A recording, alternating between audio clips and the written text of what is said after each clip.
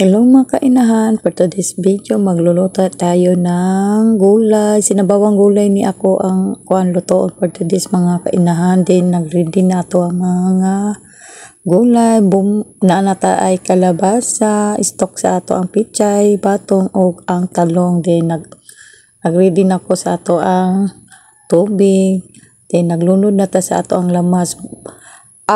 Bombay og luy ara na ato ang kuan mga kainahan. Then ato ang malakasang lechon baboy, nangasay magud akong anak ning nakabitbit og lechon ako ang anak. Then ato anang ilunod na sad sa ato ang kuan, bukal-bukal naman ato na nang ilunod.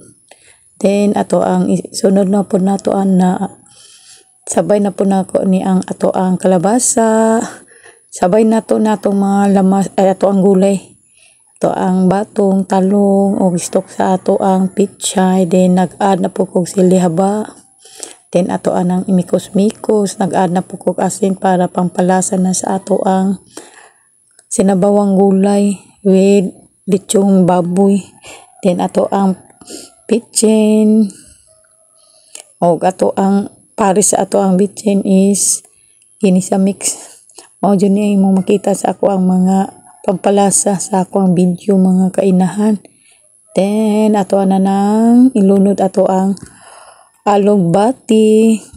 Then ato pa nang kuan imikos-mikos. O pa na ako nag-ilunod ato ang dahon sa atong pichay. Then nag-add na sa nata sa ato ang dahon sa pichay sa ato ang sinabawang gulay. Hapit naman ni kamay kimbot na lang ni o tanawa o.